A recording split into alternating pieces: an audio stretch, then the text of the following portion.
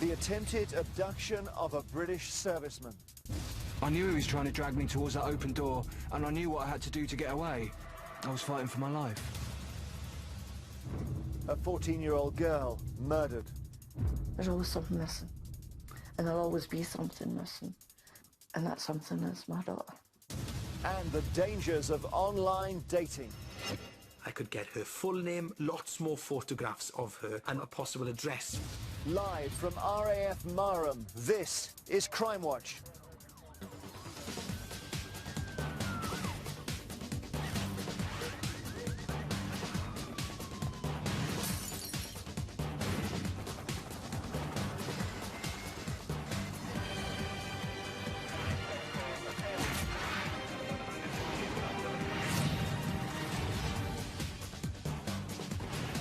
Good evening and welcome to Crimewatch. For the first time we are travelling the country, broadcasting from major crime scenes across the UK. We're starting here at RAF Marham in Norfolk, home to the Air Force's Tornado squadrons and the location of the attempted abduction of a British airman just a few weeks ago. We'll have a full reconstruction shortly. But first, Tina Dahealy is in our incident room with more of what's in store tonight. We're out on the road, but we still have police officers standing by to take your calls. Can you help to find our latest batch of wanted faces and identify crooks caught on CCTV? Plus, the inside story of how the murder of 17-year-old Melanie Road was finally brought to justice after 3 decades, thanks to advances in forensic science and tenacious detective work. When I first came into the investigation, it just gripped me. And like everyone who'd gone before me and everyone who I worked with at the time, I wanted to be part of the team that solved it. This is one of the RAF's largest and busiest air bases. Marham is home to 3 squadrons of Tornado aircraft currently flying operations in the Middle East and almost 10,000 service personnel and support staff. It was a mile away from here on the 20th of July that one airman out for a run along a country road encountered something that, despite years of military service, shocked him to his core.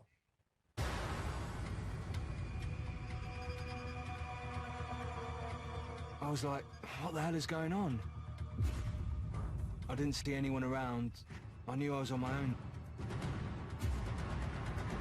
It's the what ifs, you know? Not being able to see my wife again. And not being able to see my family again.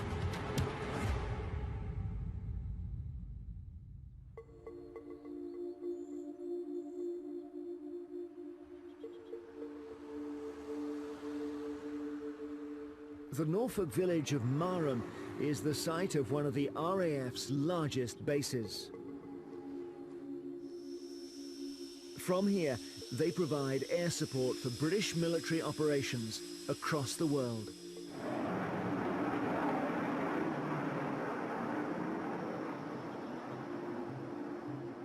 It's also home to an airman with more than 12 years active service. To protect his identity, his words are spoken by an actor. Being in the services, it's a job that takes you all over the world. The best part is being at home. We deploy to different places and we get put in situations that your average civilian would not be put in. But when you come home, you think you're in relative safety.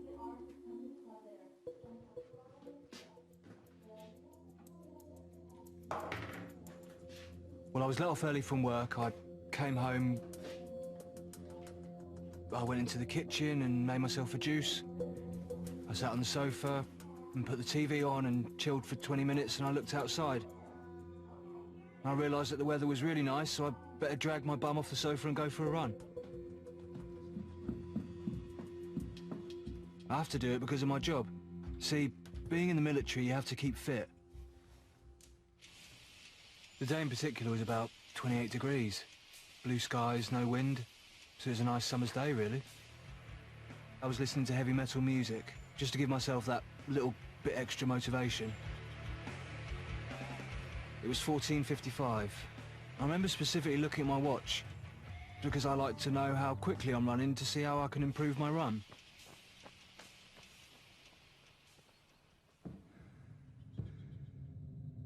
This is the first time I ran that route alone. Usually I run with my wife or someone else.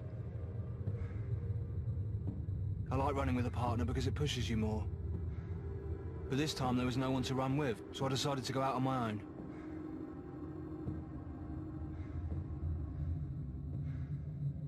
Sometimes I enjoy it, sometimes I don't. But yeah, it's time to yourself, you know?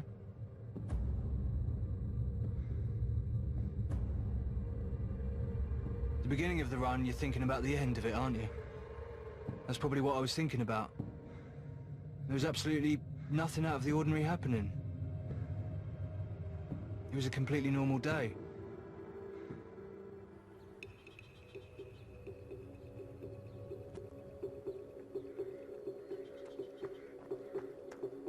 I was running uphill and usually I up my pace just to put that last bit of effort in to push myself to the max. I was really, really fatigued.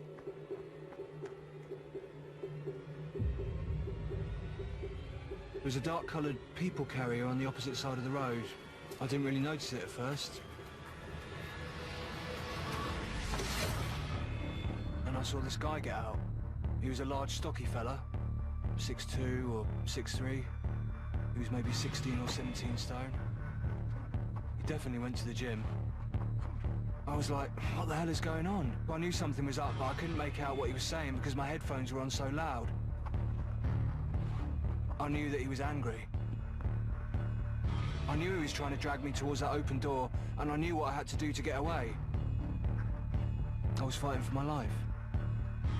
I managed to get my right arm across his chest, pushing him away, which gave me enough room to headbutt him.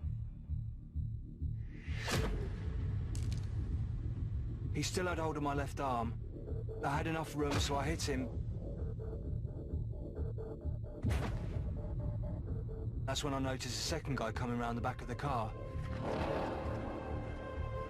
It was just adrenaline, and when I saw the knife, I was like, here we go. And I took up a defensive position because I thought he was going to come at me. We looked at each other. We looked at each other for about 3 seconds, I guess. That 2 to 3 seconds, I'll never forget that. I didn't see anyone around. I knew I was on my own then. He took a look at his unconscious friend on the floor and took a look at me, and he was like, no. As soon as he dropped that knife, I turned and ran.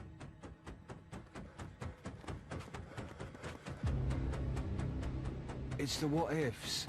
It didn't happen, and thank God it didn't happen, but it's the what ifs, you know? Not being able to see my wife again, and not being able to see my family again. I'm confident that if they did get me in that car, it would have been me. This whole event has turned my world upside down. I'm not scared to go shopping or go for a run or anything like that. I won't let this stop me from doing things I need to do, but it does affect you emotionally. I was phoning my wife. That's when the realization sort of hit. The outcome could have been a lot more severe. It's important that they're caught. They can't get away with it. They need to know that they're going to be brought to justice for it. A worrying case indeed. We will take a look at how you can help in just a moment. But earlier I went to look around the crime scene itself with the lead officer on the case, Detective Superintendent Paul Durham. The incident took place at the edge of Marham village on Squires Hill, just a mile down the road from where we are now. It's very quiet here, so it seems like the ideal place for an ambush. Well, yes, it is. As you can see, the visibility is very restricted. There's a heavy tree cover. Down there are a series of S-bends which restrict the line of sight.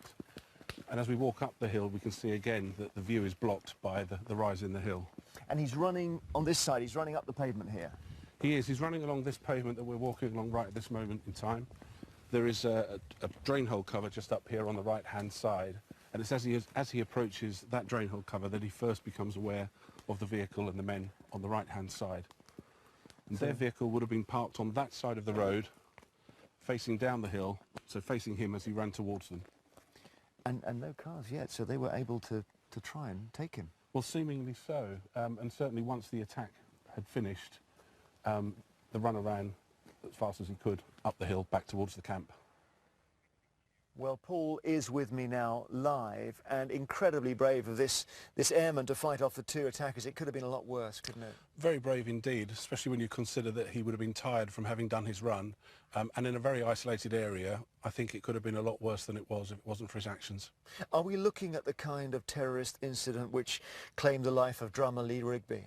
Well, we're treating it as an attempted abduction, but we have been working with officers from the Counter-Terrorism Command, and I'm ruling nothing out. OK, now, Paul, you've got a couple of EFITs to show us. Yes, we have. Let's describe them now. Well, there were two men described. The first one is described as being 6 foot 2 inches tall, of heavy build, with a dark beard and hair that was longish on top. He would have been wearing a T-shirt with diagonal writing across the front of the T-shirt, and would have had, we think, some sort of injuries, visual injuries to the eye area as a result of being struck by the airman during the attack. The second man is described as being slimmer, 5 feet 10 inches tall, clean-shaven, and with short hair on the sides. One of the men, as we saw in the film, Paul, was armed with a knife. Do you know what kind of knife it was? Yes, we think it was one something like this. It's described as being a military-type knife with a wide, short blade, black in colour, about 2 to 3 inches in length. And what's quite exciting for you here is you think you've got CCTV which will help. We have got some CCTV, which is from a store located not too far away from where the incident took place. Now, as you can see, it's not of the best quality, but in the top left corner, we're looking at a number of vehicles that pass through the Squires Hill at about the material time. I'm very keen to identify the owners and the occupiers of those vehicles to find out what they saw immediately before and after the incident. Paul Durham, thank you very much indeed. Take another look at the EFITs. If you think you can help Paul and his team identify these two men, we would very much like to hear from you. Our new number is 08085 600 600. That's 08085 600 600. Calls are free from landlines and mobile phones. Thanks, Jeremy, and welcome inside our mobile incident studio. This is where detectives working on tonight's cases are taking your calls. They're already busy, and we'll check in with them on how things are going very soon. But first, it's time for tonight's CCTV roundup of crimes caught on camera. Watch carefully. A petrol station in Birmingham in April. Some friends have paused their journey home for a spot of shopping. They encounter a feisty group of males who start to talk to them. The man police are looking to trace is this angry guy in the blue T-shirt. Keep a close eye on him. A fight breaks out. One of the victims is quickly knocked unconscious, but that doesn't stop the angry man from giving him a kicking. And if that's not enough, while the other victim is sitting on the floor, the man runs over and starts kicking him too. He then starts throwing punches. West Midlands Police need a name for this violent man. Call us now.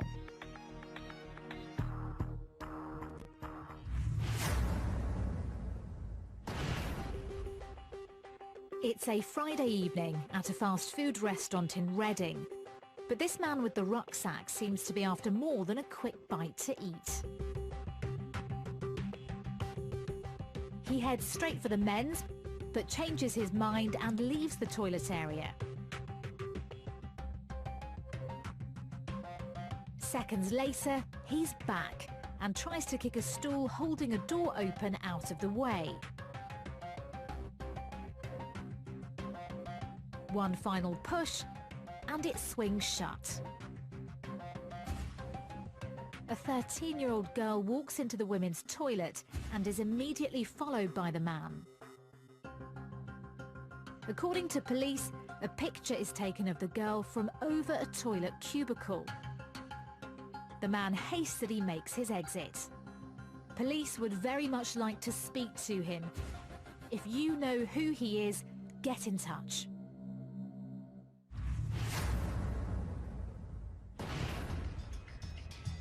A woman is making a visit to a residential area of Notting Hill in West London when she's approached by two hooded men. Terrifyingly, they grab her in a chokehold. She tries to kick back. But look closely. One of the men pulls a ring from her finger and then puts it in his mouth. The two men then dump the now unconscious woman on the floor and make off. Thankfully, she made a full recovery.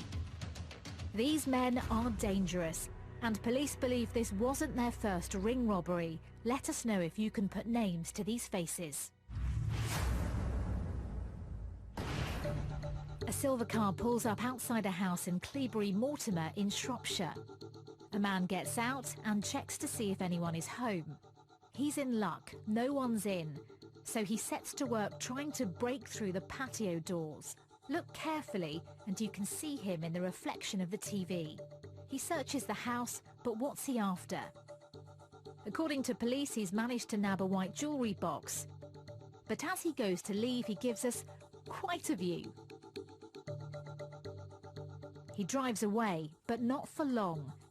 2 minutes later, he speeds back up the drive and runs inside. Maybe he's looking for a belt for those trousers. He returns to the kitchen, this time with another haul in a pillowcase. Once he's finally got enough, he heads out. All in, he stole items and caused damage worth £16,000. If you can help crack this one, give us a bell. Call 08085 600 600 if you can help, or you can text us on 63399. Just text crime and your message. Text will be charged at your standard message rate. Now, I can tell you that we've already had some interesting calls into the offices here, and throughout the programme and after we're off air, you can find all the latest developments as they happen on our new live updates page. Find it via the website. It's well worth a look. Now, around 7 million people in the UK look for love online. Most have honourable intentions and many end up enjoying successful dates and sometimes even marriages. But unfortunately, for some users of dating apps and websites, that is not always the case. In this special Crimewatch investigation, Radio 1 Newsbeat reporter Stefan Powell looks at the potential dangers of dating online. Online dating is part of everyday life for millions of people in the UK, and for most, it's a safe, helpful and fun way to start a new relationship. As well as the more traditional dating websites, lots of us are now using apps on our phone as a convenient and easy way to meet someone new. I'm Stefan Powell, and last year I made a documentary about dating apps which looked at how the technology is changing and the way we find sex and relationships.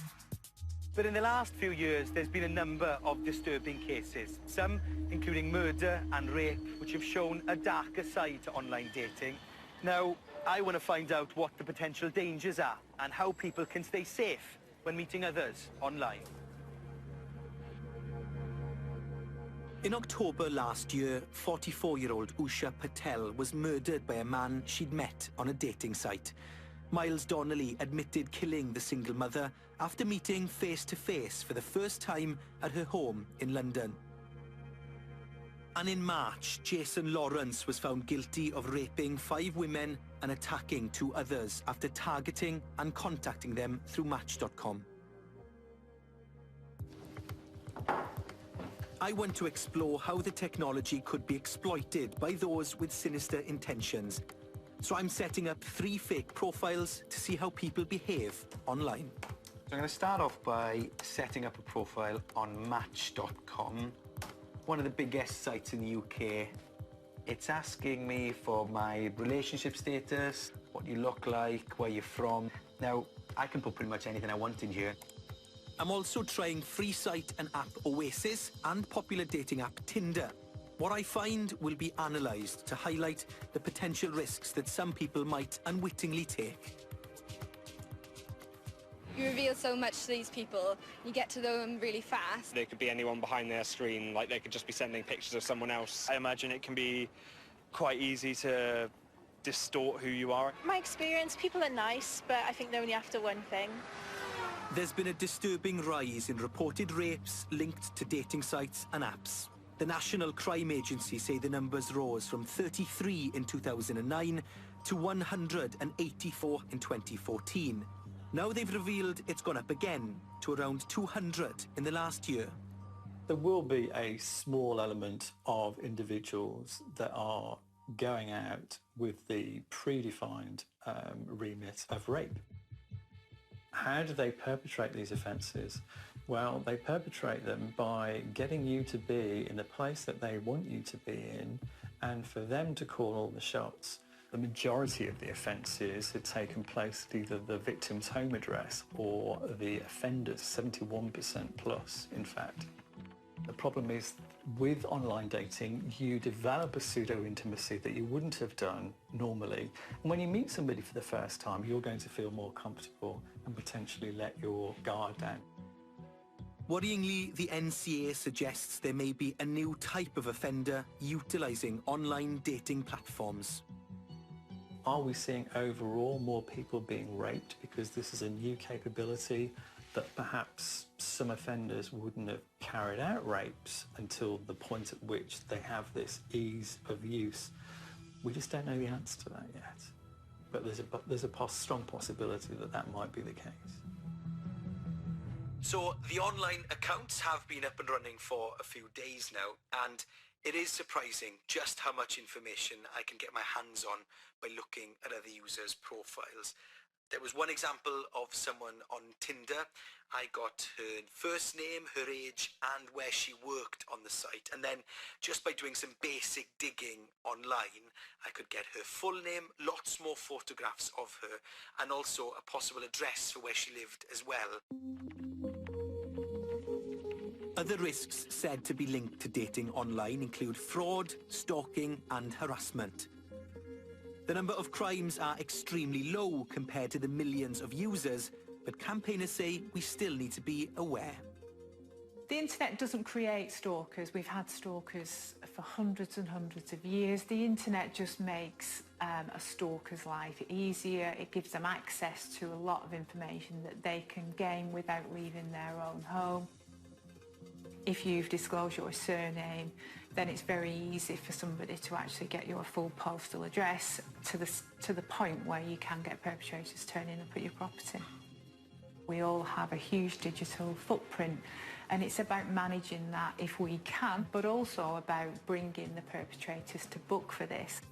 It's thought many of us behave differently online to when meeting people face to face. We see an escalation in building the relationship. We see self-disclosure happening quickly. We see trust happening quickly. And also, specifically in terms of dating, you will see the exchanges of texts that are more intimate or have sexualized content more quickly than will happen in the real world. The offender will often use very persuasive or coercive techniques to get their date to move to a private location. And very often the victim has agreed because they do feel that they know this person. Now, Rachel, I've been on 3 different sites for just over a week. And in that time, I've had about 15 conversations with different people. Now, over half of the people that we spoke to have given us information that has led us to phone numbers, addresses, where they work.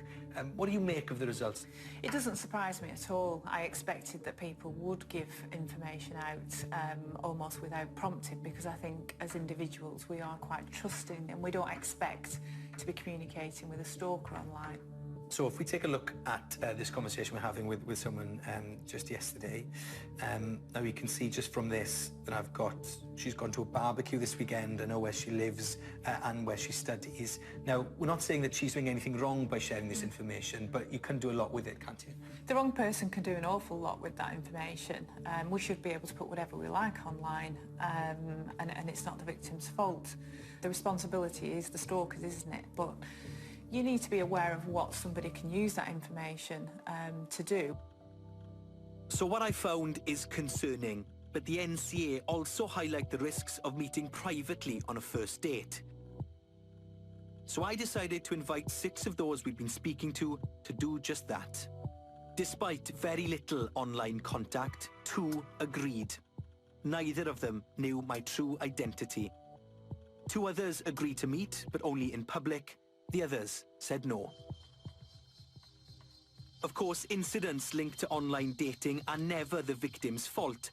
But how do the NCA suggest we minimise the potential risks?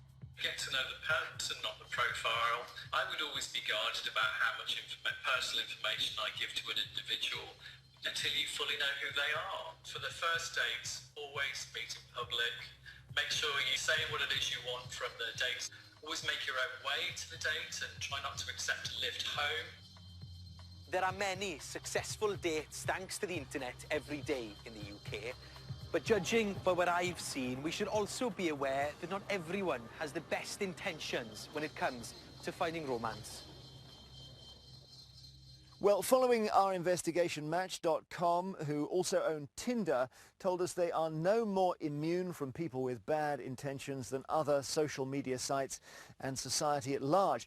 They say they have a zero-tolerance policy for reports of serious offences and encourage anyone who's felt exposed to unsafe behaviour to immediately contact the police. Oasis.com said it always urges members to be careful when meeting new people and says they should use the same caution as they would in any other social context, such as a bar or a party.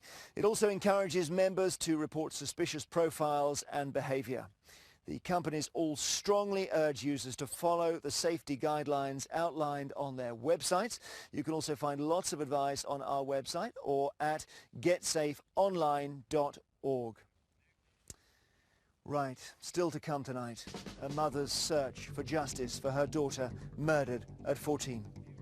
I looked at the window and there was a police officer and I knew then. It's just a pain in my heart. I just knew it was hard.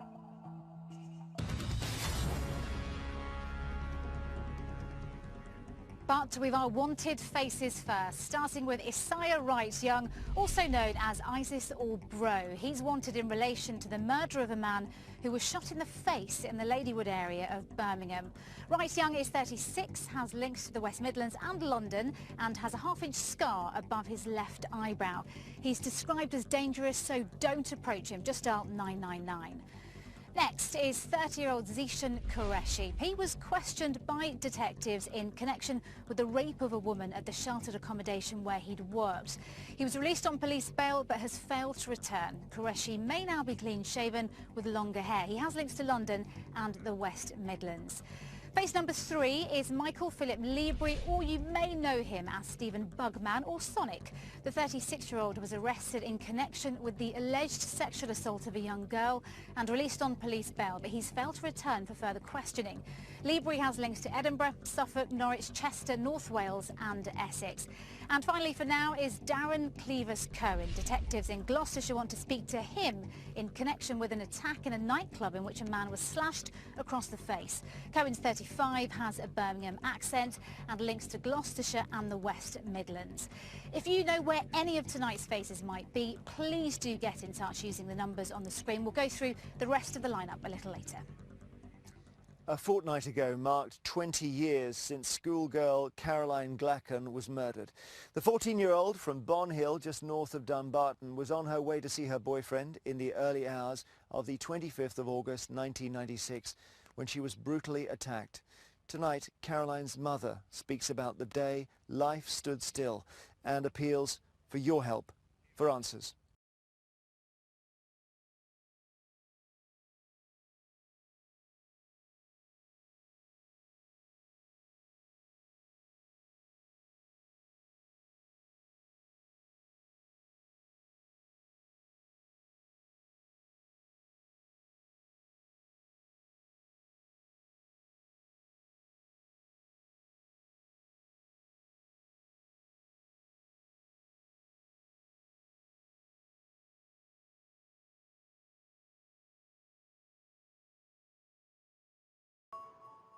I'm really just here to ask anybody that saw anything, heard anything.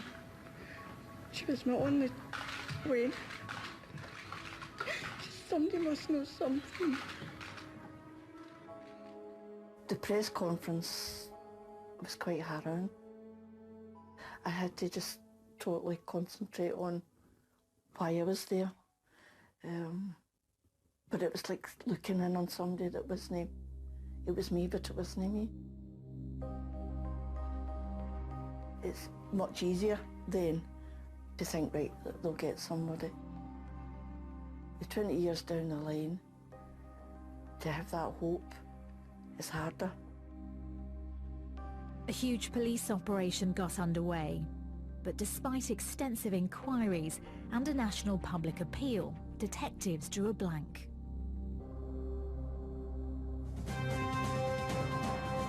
Four months later, they turned to Crimewatch.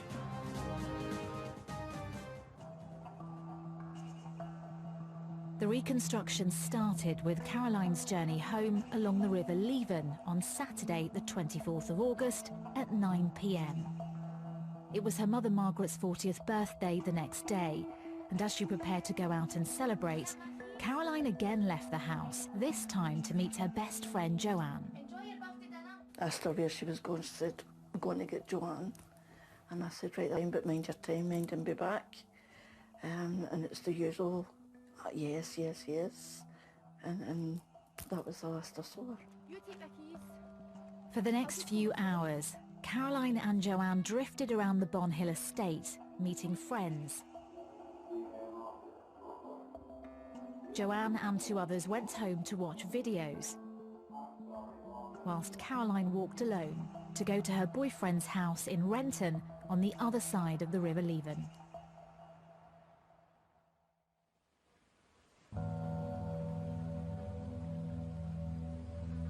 It wasn't until 4 p.m. the next day, Sunday the 25th of August, that the grim discovery was made. Caroline's body was in the water. She had been violently attacked and had been dead for some hours. An anxious Margaret, who'd already reported her missing, received the worst news possible just a few hours later. I looked out the window and there was a police officer with a policewoman, and I knew then. I just knew. I got this unbelievable pain, which I can still feel. Sorry. It's just a pain in my heart. I just knew it was her. They came up and they asked about her clothing which she had on. Told them, and they had said then that they believed that it was her, but it would have to identify her. So of course by this time it is my birthday. So life didn't begin at 40. For me it basically ended. Joanne Menzies was Caroline's best friend. As a grief-stricken 14-year-old, she bravely took part in the reconstruction herself. It was important to me because when me and Caroline were together that night, people, if I was an actress, people are not going to know the actress. I would do anything to help characters in it.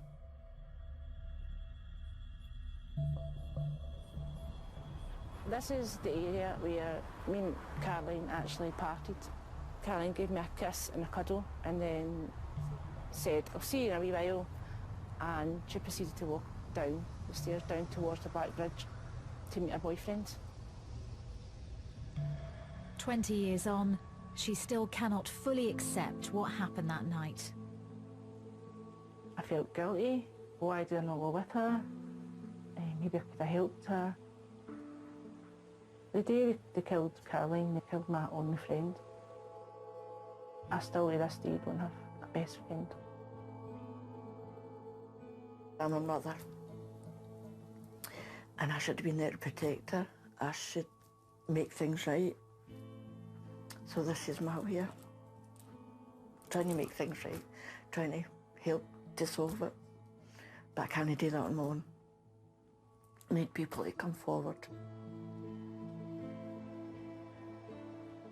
This is a child killer. This is the worst of the worst. You can't get any worse than this. It's people killing children. And Caroline was only a child. She's only 14. These people should now stand up and actually finally be counted as a human being and not like no hiding a sickening secret.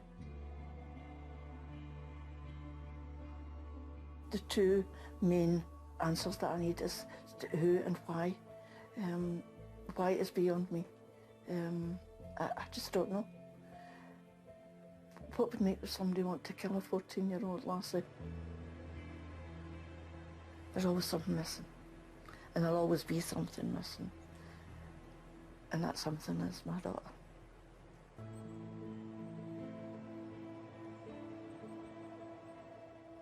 Such a sad case. Detective Superintendent Jim Kerr from Police Scotland joins us now.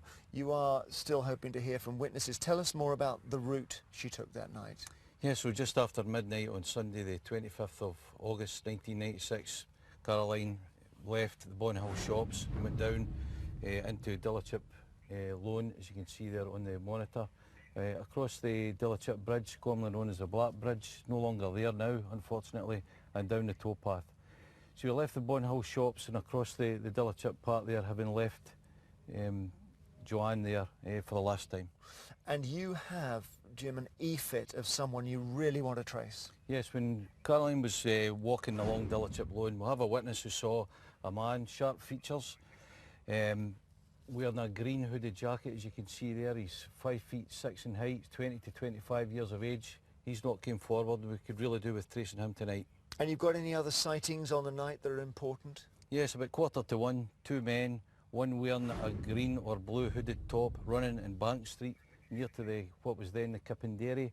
Again, despite repeated appeals over the last 20 years, those two men haven't came forward either, and they could be vital witnesses for us. And I gather, Jim, you believe that in those communities of Bonhill and Renton is where the answer lies? Undoubtedly. You know, we're aware that allegiances change. Would appeal to anyone who had hesitation at the time to come forward and contact us tonight.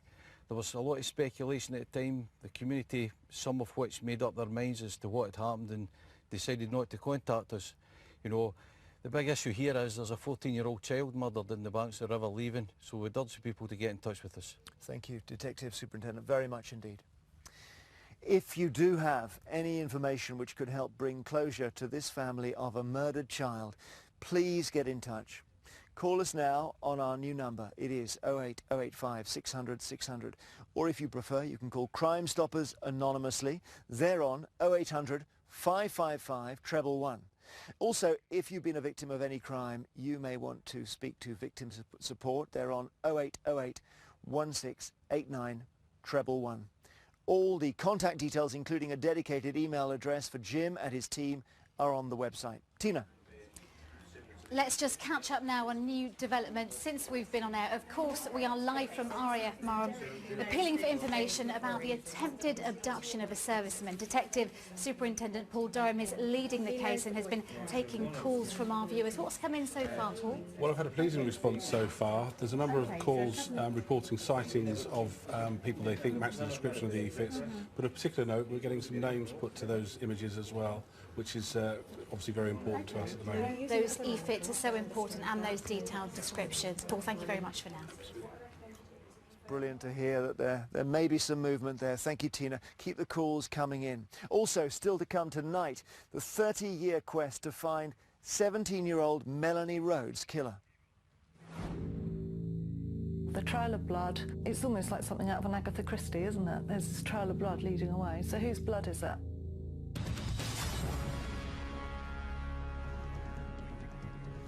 More wanted faces first, though, starting with Yasser Hussain. He was on trial for 13 counts of money laundering and perverting the course of justice after setting up a company selling energy drinks despite not having any to sell. He didn't hang around to receive his 7.5-year jail sentence and is now on the run. Hussain is 35 and has links to Bradford, Dubai and Pakistan. Next is 29-year-old Adam James Wood. Detectives in Merseyside want to question him after firearms and a large quantity of drugs were discovered at his home. Wood has links to Liverpool and Dublin and has the name Chiara tattooed on his neck. This unhappy-looking man is Jonathan Yeo, although he may be using the surname Simmons. Detectives want to question him in connection to the supply of heroin and crack cocaine in the Weston-super-Mare area of Somerset. Yeo is 44 and has numerous tattoos, including the name Julie on his neck and John on his left arm. He also has a bulldog and panther's head on his right arm. He has friends and family in Weston as well as Exeter. He is described as violent, so do not approach. Just dial 999 if you know where he is. And finally, we have Ashley Allendad, although police believe he may be using a different name. He was sentenced to 5 years in jail for his role in the theft of up to £52 million worth of artefacts from museums across the UK. Dad didn't turn up to hear his sentence, though, and is now on the run. He is 35 and has a West Midlands accent. If you know where any of tonight's faces are, please get in touch using the numbers on the screen. Of course, you can also take another look on the Crimewatch website. Time for some updates on previous cases now. And since our last programme, you've helped put dozens of criminals behind bars. There are just too many cases to list them all. So here is a small selection for you, starting with the murder of 34-year-old Tipu Sultan.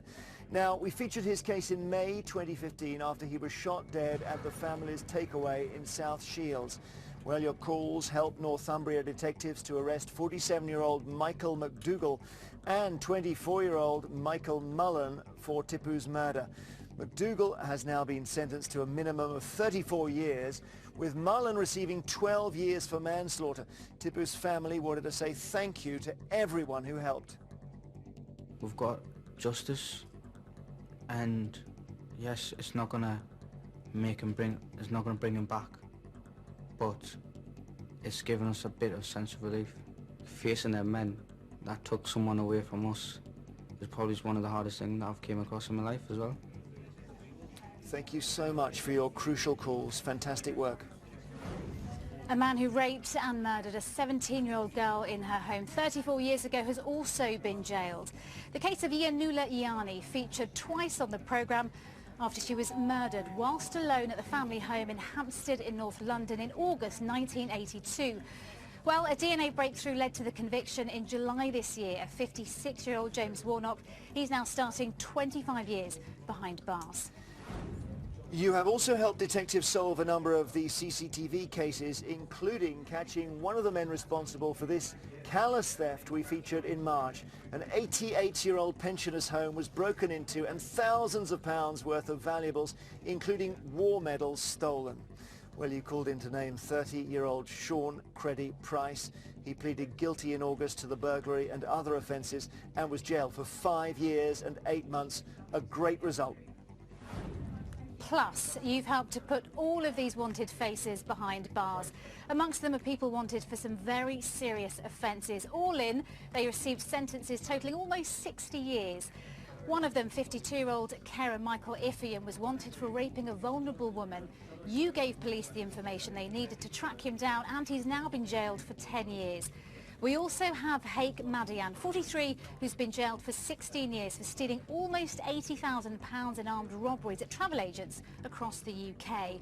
And 32-year-old Miles Phillips, who handed himself into police after his mum saw him on Crimewatch in February. He pleaded guilty to drugs offences and was jailed for 6 years and 4 months. Just a small selection of some of the amazing results we've had recently, thanks to you.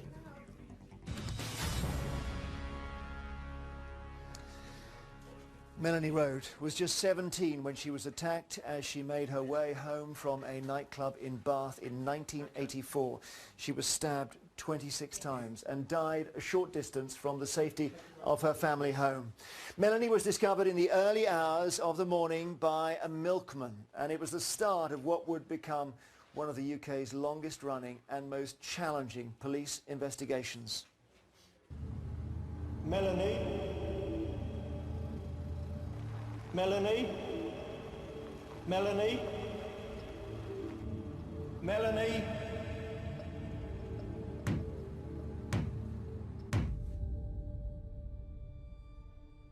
On Saturday, the 9th of June 1984, the body of a young woman was found in the Lansdowne area of Bath.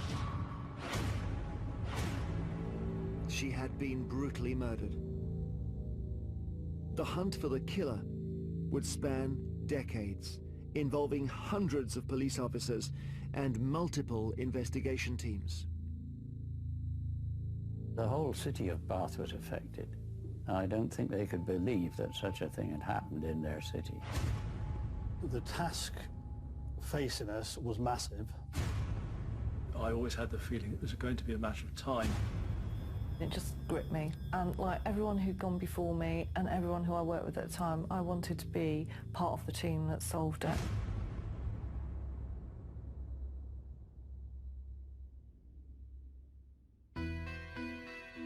One of the first people on the scene was Chief Inspector John Smith. I was in charge of scenes of crime at Force headquarters. I was in the office actually at the time. I had a call to the office that there was a serious crime had occurred in Bath. It was obvious that there had been a struggle. It's very sad because she was a young girl. No one wants to deal with that sort of crime, but that was what was there, and that was what we had to deal with. Our job was to protect any evidence that was available and make sure that that evidence was treated properly. She'd suffered multiple stab wounds, and that was clear to see where she was lying there on the ground. And it was obviously a violent death, and not something that we experience very often, fortunately. And the obvious question is, who's responsible? But it wasn't only the killer who needed to be identified. The only clue the police had to the victim was a keyring found near her body with the name Melanie on it. Police started driving around the streets, and they had a loud hailer attached to their car. Melanie? And they were basically just saying, does anybody know of a Melanie? We're trying to find a Melanie. Melanie? Her mum remembers it vividly even today, going out and knocking on the back of the car as it's just about to drive off, saying, we've got a Melanie, we've got a daughter called Melanie, and she hasn't come home. Melanie's family have written about the impact that their tragic loss has had on them. For her sister Karen, even today, the grief is very raw. I'd always longed for a baby sister, and when she was born, I thought all my prayers had been answered. She was pretty, sweet, and clever. We used to call her Little Duckling. With her NHS glasses, with a patch over one eye, I knew she was going to turn into a beautiful swan one day. 17-year-old Melanie Rode was the youngest of three. She lived with her parents Jean and Anthony in the Lansdowne area of Bath. She had dreams and wishes about being married, having children. That last morning she'd bathed and dressed her youngest Neith, a baby of just 6 weeks at the time. Heartbreakingly, her body was found just 200 meters from her home. She had been raped and stabbed 26 times. The last time I saw her was at 5 p.m. outside the Francis Hotel. I remember it perfectly. She leant over and kissed me on the cheek to say goodbye. She was going off to play tennis with her friends, and she was looking forward to going out that evening. She had her whole life ahead of her. The whole world was opening up for her. Police now knew the name of the victim, but who had so brutally cut her life short? Would a trail of blood left at the scene lead the police to her killer? In 1984, the principles are the same. It's all about methodology and being absolutely specific around what you're doing. And so you start, and they would have started with Melanie herself in situ there and looked around. There's a blood trail that seems to lead away from the body and goes out of St Stephen's Court and out onto St Stephen's Road. And although the spots were very, very small, at the beginning in St Stephen's Court there were lots of them. And then as they went down the road, they followed them all the way down the road to a set of steps and then out onto Camden Crescent. My scene of crime officers were told that to follow each trail, mark each spot, and then it would be swapped. It was essential that it was marked and preserved, certainly for future evidential use. It's almost like something out of an Agatha Christie, isn't it? There's this trail of blood leading away. So whose blood is it? All the blood was blood group A. Melanie was blood group A. But they had a special test that they could do that they call PGM, and that's all to do with the proteins in the blood. And from that, they managed to distinguish that actually the blood came from two people. And those two people one was Melanie, and the other person was the offender. And even in 1984, they established that only 3% of the population actually had that blood grouping. So the parameters were narrowed down, but of course not enough if you didn't know who your suspect was. A full-scale manhunt began. In the first year of the investigation, 94 people were arrested, but no one was charged. I think the crux of it is they did so much work at the beginning, there wasn't any more to be done. There wasn't any more to be dug out and be found. If it was to be had, somebody had to bring it to us. And there was a lot of publicity again around the anniversary in 1985 in order to see could we generate any new information. And at that point, they decided that that was it, that they would scale it down. Police were desperate to find Melanie's killer, yet faced with nothing but dead ends. But with the passage of time, developments in science and technology offered investigators new hope.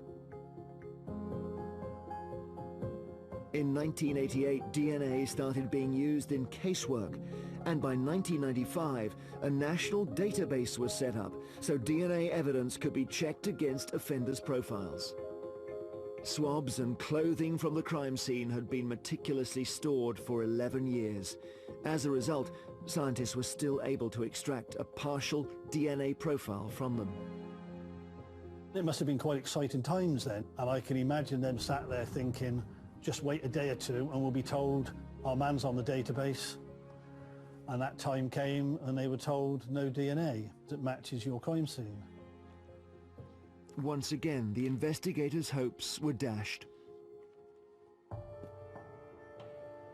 5 years later, another development in technology would offer a possible answer. My main involvement directly with the case came around about the year 2000 when I became a major crime specialist advisor, and part of my role was to review old murder cases to see if there was any way we could improve or get a better DNA profile. So I then had to review what we still held at the lab, what might be still available with the police, to see if we could work on any semen stain that might be left behind that hadn't been used up, and try and get an improved profile using the up-to-date then DNA technique. Fortunately, I was able to find some semen staining left over from Melanie's trousers, and we were able to get the up-to-date DNA profile at that point. We got very close. It wasn't a full profile, but it was very nearly. An improved DNA profile was a good lead, but it still wasn't enough to point them to the killer. Would Melanie's murderer ever be brought to justice?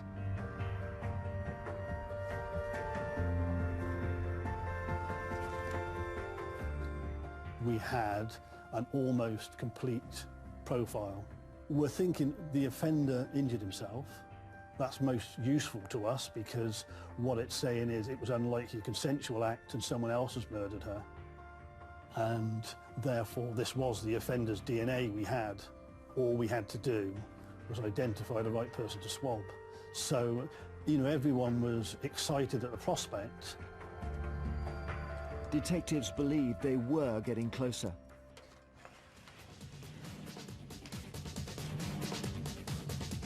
Determined to crack the case, on the 25th anniversary of Melanie's murder, police turned to Crimewatch. They didn't predict the response they would get.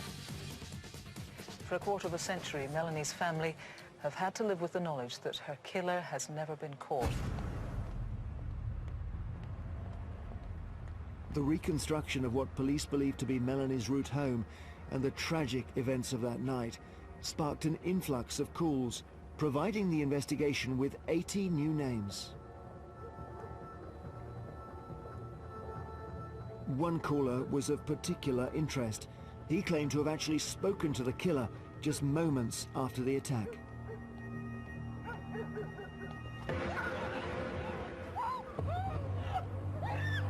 "25 years on, here was a brand new witness. But would his information provide the breakthrough police had been waiting so long for? Next week in the hunt for Melanie Rhodes' killer. He said to the man, have you just had an argument with your girlfriend? 97.5% sure it's going to be here. It's known in the business as a screamer. I just knew that I was going to solve it. Such an awful case for Melanie's poor family. Do join us next week to see how the extraordinary investigation progresses. OK, time for a last check on what sort of calls we've had tonight. Tina? Yeah, the phone lines are very busy inside the mobile incident room. Let's grab a very quick word with Detective Superintendent Paul Durham. How's tonight been for you? Yeah, we've been very busy. A lot of good calls coming through, particularly sightings of the E-fits and people putting names to those faces. So It's really important we find these two men, isn't it? Absolutely, and focus on those visible injuries. OK, and Jim, you've had calls, but not the crucial one that you need. Oh, still urge people to get in touch with us. You know, it's been 20 years and, you know, we're particularly interested in the identity of that E-fit. OK, thank you very much indeed. Well, that's everything for now on BBC One, but you can follow all of the developments on our new Live Updates webpage. Head there for the very latest from the detectives as they chase up all the calls still coming in behind me. The phone lines, they open until midnight tomorrow, so please call if you can help. Next week we'll have exclusive new developments in one of Britain's most notorious murders, plus a shocking investigation into the appalling rise in hate crime. As soon as I got on the tram and the doors had shut and the announcements had finished, straight away I could hear a lot of vulgar language. It instantly turned very nasty. You understand how hated you really are in England? On the days we were targeted, we for about 10, 11 days, we had to pull our phone lines out. That's all next week, Monday at 9 on BBC One. But for now, thank you so much for all of your calls so far. They really do make a difference. From everyone here at RAF Marham, goodbye.